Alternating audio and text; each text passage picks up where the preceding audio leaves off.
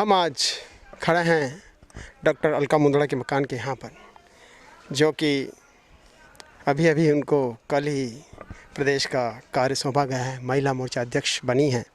हम उनसे एक ख़ास मुलाकात के लिए उनके निवास स्थान पर पहुँचे हैं। आइए चलते हैं, हम उनसे कुछ रूबरू बात करते हैं। आज हम एक ऐसी शख्सियत से मिलने उनके निवास स्थान पर पहुँचे हैं, जहाँ पर भाजपा नेतृत्व ने उनको इतनी बड़ी जिम्मेदारी दी है। वैसे तो इन्होंने कई जिम्मेदारियां संभाली हैं, पर आज पूरे प्रदेश की जो जिम्मेदारी दी है महिला मोर्चा अध्यक्ष की। वैसे मैं भी आपसे करीबन 10-11 साल संपर्क में हूं। जब आपने उदयपुर ज्वाइन किया था या उदयपुर पधारे थे, तो आपका लक्ष्य था पहले तो IAS ऑफिसर बनना। ये मैं सही कह रहा हूँ, पर कुदरत को कोई अलग ही चीज़ मंजूर थी। जब महापौर के चुनाव हो रहे थे, रजनी जी उसमें दावेदार, तो आपने भी अपना पक्ष रखा था और आपने एक प्रेजेंटेशन दिया था उस समय, जिसने सभी को बहुत प्रभावित किया था, उदयपुर भाजपा के कई पदाधिकारियों को। तो सबको लग रहा था कि शायद इन्हीं को यहाँ से प्रमोट किया जाएगा, पर नहीं हो पाया। आज हम उसी शख्सियत के साथ बैठे हैं जिन्होंने युवा मोर्चा, महिला मोर्चा के अंदर उदयपुर में एक बड़ा तगड़ा नेटवर्क खड़ा किया पूरे संभाग के अंदर, जिनको कई बार चित्तौड़, प्रतापगढ़, उदयपुर के आसपास की कई जिम्मेदारियां मिली हैं, जिन्होंने बखूबी उसे निभाया है। और उदयपुर के अंदर कई आंदोलनों का नेतृत्व किया, जिसमें महिला मोर्चा ने बहुत बढ़ चढ़कर हिस्सा लिया। आज उसी शख्सियत से हम बात करेंगे कि उनको अब कैसा लग रहा है कि आज इतनी बड़ी जिम्मेदारी पाकर। मैं बहुत मेरे उदयपुर के सर्वप्रथम नेता प्रतिपक्ष गुलाब जी भाई साहब का धन्यवाद करना चाहती हूँ कि जब मैं बिल्कुल राजनीति क्षेत्र में नहीं आई थी, तो भाई साहब ने मेरी कार्य क्षमताओं को पहचाना और मुझे जिला अध्यक्ष के रूप में मनोनीत करके मेरे कार्य को और ज़्यादा निखारा और संगठन के प्रति जो दायित्व होते हैं, जो कर्तव्य होते हैं, वो माननीय गुलाब जी भाई साहब के नेतृत्व में हमने सके सीखे। तत्कालीन जिलाध्यक्ष बड़े भाई दिनेश जी भट्ट साहब, उन्होंने भी काफ़ी कार्य क्षमताओं में माननीय गुलाब जी भाई साहब, उनके दिशा निर्देश पे हम लोग काम करते थे। लेकिन वह काम बिल्कुल मेरे ऐसे जुड़ाव वाले रहे कि सभी बहनों से बहुत ज़्यादा प्रेम और स्नेह मिला। सभी भाइयों ने मेरे हर काम में सहयोग किया, सारे मोर्चे रहे हों, चाहे पूरे पदाधिकारियों की टीम रही हो, सब ने मेरा पूरा साथ दिया। इसकी वजह से हम लोग बहुत अच्छा एक नेटवर्क उदयपुर में खड़ा कर पाए। और साथ ही साथ मुझे अवसर मिला, जब मैं जिला अध्यक्ष रहते हुए प्रदेश मंत्री घोषित की गई, तो पूरे प्रदेश में संभाग की कई जिम्मेदारियां और कई विभिन्न कार्यों के लिए मुझे संभाग के प्रभारी के रूप में काम करने का मौका मिला। तो पूरे संभाग, चाहे सुदूर क्षेत्र डूंगरपुर बांसवाड़ा का रहा हो, प्रतापगढ़ का रहा हो, या चित्तौड़गढ़, राजसमंद और उदयपुर जैसे जिले रहे हों, देहात रहा हो उदयपुर का, सभी जगह मेरे प्रवास रहते थे। और सभी जगह के जिला अध्यक्ष और कार्यकर्ता भाई बहन सभी ने सहयोग करके हमने एक बहुत अच्छी टीम के साथ मिलकर काम किया।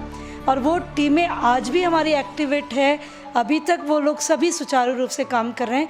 तो मेरा ये सौभाग्य रहा कि प्रदेश मंत्री, और 1-1.5 साल पहले करीब मुझे प्रदेश महामंत्री का दायित्व दिया, तो उन्होंने भी मुझे उतना ही सहयोग और काम का अवसर मिला।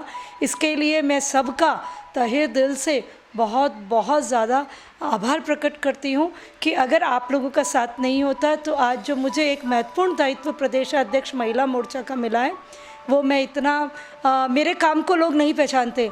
अलका मुंदड़ा को अलका मुंदड़ा बनाने में मेरे क्षेत्र के सभी कार्यकर्ता भाई और बहनों का उतना ही योगदान है जितने मेरे कार्य को पहचान आप लोगों ने दी है। आप लोगों की वजह से ही आज मुझे प्रदेश नेतृत्व, माननीय सतीश जी पूनिया प्रदेशाध्यक्ष जी, माननीय चंद्रशेखर जी भाई साहब संगठन महामंत्री, उन्होंने इस काम को तभी पहचाना जब आपने मुझे अवसर दिया और मेरा सहयोग किया। तो मैं तहे दिल से आप सभी का बहुत हृदय से आभार प्रकट करती हूँ।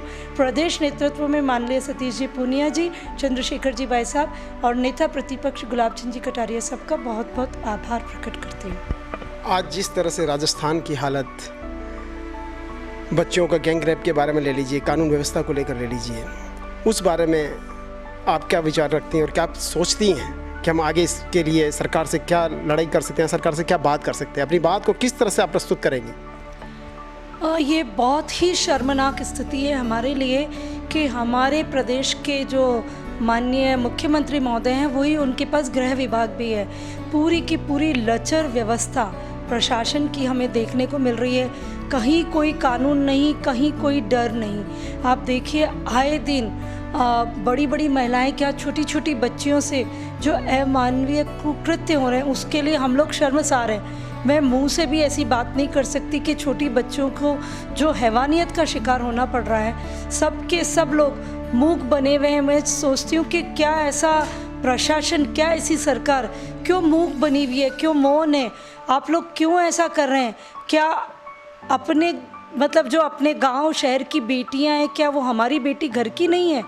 क्या उसको ऐसे ही छोड़ दिया जाए? बहुत ही शर्मनाक स्थिति है। मैं बहुत ज़्यादा भर्त्सना करती हूँ माननीय मुख्यमंत्री महोदय से। मैं कहती हूँ कि आप देखिए, आँख खोल के देखिए, क्या हम लोग मूकदर्शक ही बने रहेंगे?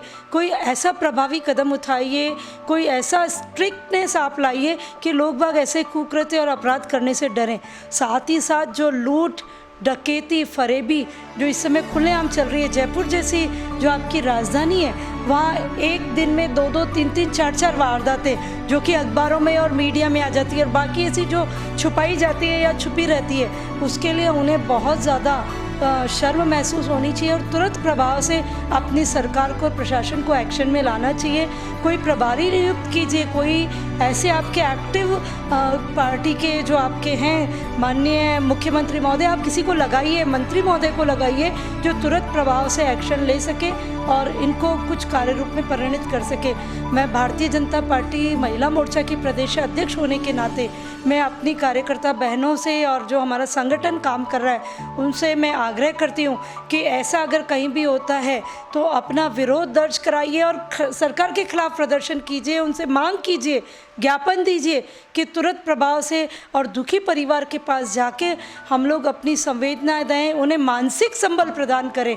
ऐसे समय पे जबकि वो बिल्कुल टूट चुके होते हैं, उन्हें मानसिक संबल की आवश्यकता होती है।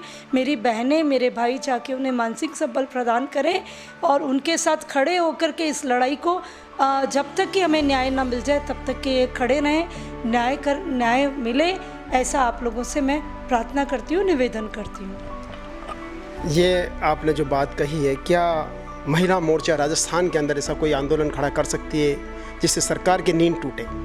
क्योंकि सरकार सुन नहीं रही है, उनके कानों पे जू नहीं रेंग रही है। क्या ऐसा हो सकता है?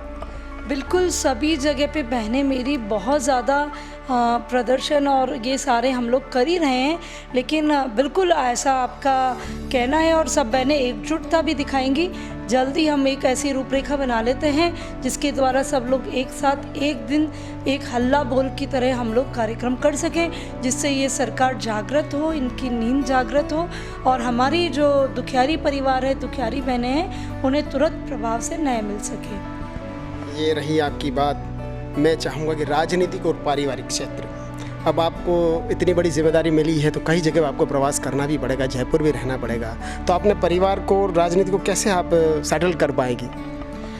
देखिए, मेरा जो आज तक का सफ़र रहा है उसमें पूरा परिवार मेरे साथ बिल्कुल साथ के साथ खड़ा रहा है और उन्हीं की वजह से मैं आज कहना चाहूँगी, मुझे गर्व होता है कि मैं ऐसे परिवार की बहू हूँ कि जिन्होंने मुझे शायद मेरा पीहर में जब मेरा क्षेत्र था, कार्य क्षेत्र था, तो वो एक पढ़ाई को लेकर के आगे चल रहा था और उस समय जब विवाह के बाद जब मैं उदयपुर आई तो राजनीतिक रूप से जो मेरा आज यहाँ पूरा जो ये बना है और जो मुझे ये पद मिला है, उसमें मेरे ससुराल पक्ष का, मेरे परिवार का पूरा सहयोग रहा है और उन्हीं के सहयोग से मैं आगे बढ़ पाऊँगी, ऐसा बिल्कुल है। और हम लोगों में परिवार में और मेरे सास ससुर जो माता पिता से भी ज़्यादा मेरा प्रेम और ख्याल रखते हैं, उनका पूरा सहयोग रहेगा और सामंजस्य बहुत अच्छा है, बहुत अच्छा चल पाएगा। बच्चे मेरे दोनों बड़े हैं, दोनों बालिग हैं और दोनों ट्विंस हैं, 23 साल के युवा बच्चे हैं, तो उन सबका भी पूरा मेरे को प्रेम और सहयोग और हर काम में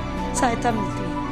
ये थी हमारे साथ अलका जी मुंदड़ा, जिन्होंने हमारे प्रश्नों का उत्तर, अपने आने वाली योजनाओं का, पार्टी में क्या करें, क्या नहीं होगा, किस तरह से कार्य करेगी, अपनी शैली को लेकर आज हमारे साथ रूबरू बातचीत की है। भविष्य में भी इनके कार्यक्रम को लेकर, अगले कार्यक्रम को लेकर, अगला इनका जो भी कार्यक्रम होगा उसको लेकर हम फिर आपके सामने प्रस्तुत होंगे। Colours 18 news, the colours 18 Udaipur news को सब्सक्राइब करें और हमेशा अपडेट रहिए।